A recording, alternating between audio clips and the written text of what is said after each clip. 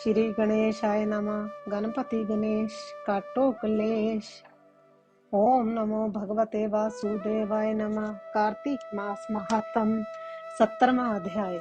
नारद जी कहते हैं, उस समय शिव जी के गण प्रबल थे और उन्होंने जलंधर के शुंभ निशुंभ और महासुर काल नेमी आदि को पराजित कर दिया।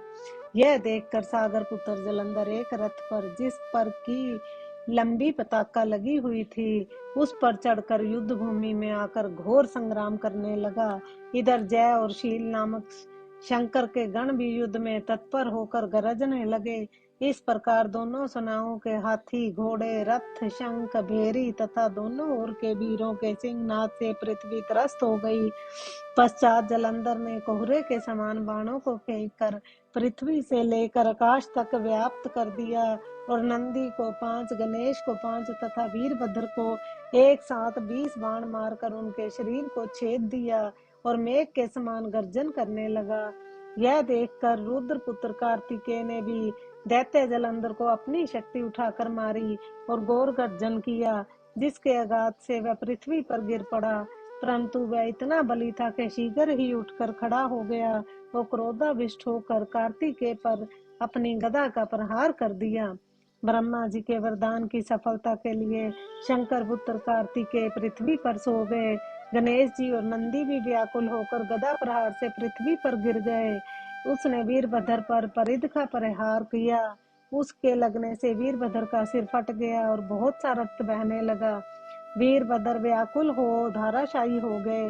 वीरभद्र को पृथ्वी पर गिरा देखकर शंकर के गण चिल्लाते हुए संग्राम भूमि छोड़कर बड़े वेग से भाग निकले।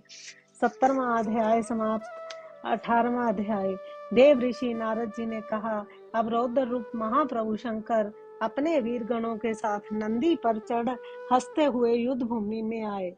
तब उनको आया देख कर उनके पराजित गण फिर लौट आए और सिंहनाद करते हुए आयुधों से दैत्यों पर प्रहार करने लगे।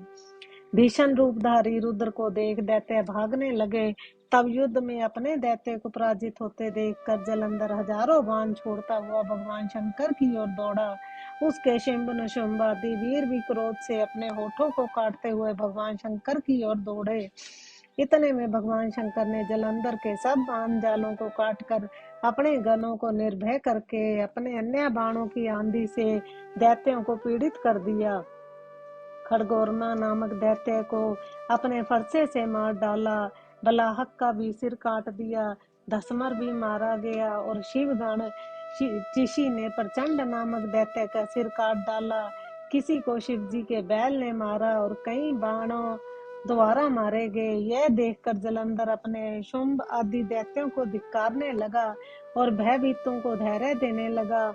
परंतु किसी प्रकार भी भयग्रस्त दैत्य दोबारा युद्ध भूमि में आने को तैयार न हुए। दैत्य सेना ने पलायन शुरू कर दिया।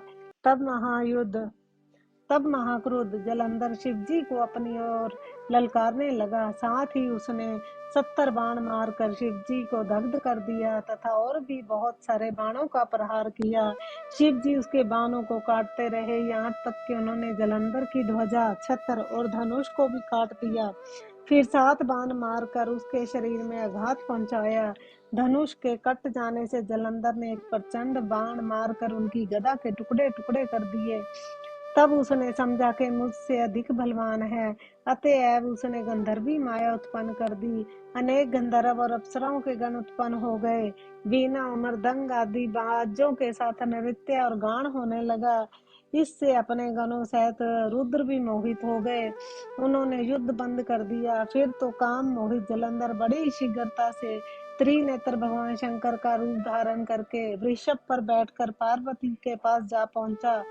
उधर जब पार्वती ने अपने पति को आते देखा तो उसने सखियों का साथ त्याग दिया और आगे आई। पार्वती को देखकर कामातुर जलंधर का वीर्य पतन हो गया और उसके पतन से वह जड़ भी हो गया। गौरी ने उसे दानव समझा। तब वह अंतर ध्यान होकर उत्तर की ओर मानस पर चली गई। वहां पार्वती को न देखकर जलंधर फिर शिव जी की ओर लौटा। उधर पार्वती जी ने भगवान विष्णु को बुलाकर दैत्य का वह कृत्य कहा और यह प्रश्न किया कि आप इससे अवगत हैं। भगवान विष्णु ने हाथ जोड़कर सिर नवाकर उत्तर दिया, आपकी कृपा से मुझे सब कुछ ज्ञात है। हे माता, जो आज्ञा हो पालन करूंगा। जगत माता ने विष्णु जी से कहा, उस दैत्य ने जो मार्ग खोला है उसका अनुसरण उचित है। मैं तुम्हें आज्ञा देती हूँ कि तुम जाकर उसकी स्त्री का पतिव्रत भ्रष्ट करो। वह दैत्य तभी मरेगा। पार्वती जी की आज्ञा पाते ही भगवान विष्णु उसको शिरोधार्य कर छल करने के लिए जलंधर के नगर की ओर रवाना हुए। 18वां अध्याय समाप्त। ओम नमो भगवते वासुदेवाय नमः।